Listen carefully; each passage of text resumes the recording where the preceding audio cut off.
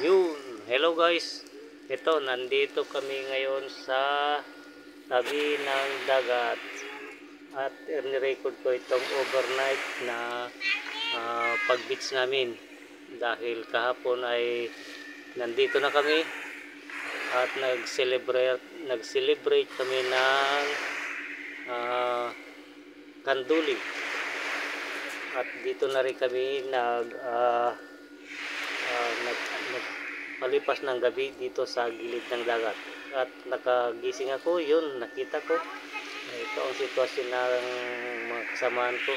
Yun, kaya nirecord ko dahil maagang maaga at tahimik ang paligid ng dagat, kaya nirecord ko na parang may pakita ko rin sa inyo. So yun, oh, gising na rin yung mga nandun sa kubo-kubo.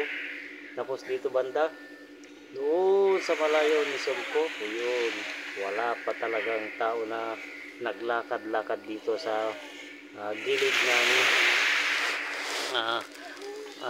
dagat. Yun, oh. At yung tubig naman ay ito na, bumaba na. Hindi katulad kahapon na high tide at malakas ang alon. Ngayon ay low tide na, tapos medyo humina na ang alon. Maganda, oh, tahimik at medyo mababa ang tubig. Yun, pero ngayon ay pataas na naman yung tubig dahil magtatanghali na.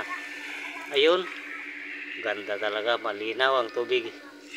At dito banda sa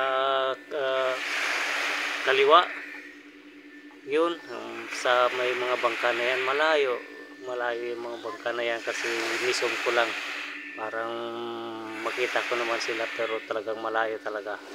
Yun, dito banda, oh, wala pa tao, wala pa, kasi maaga pa masyado talaga.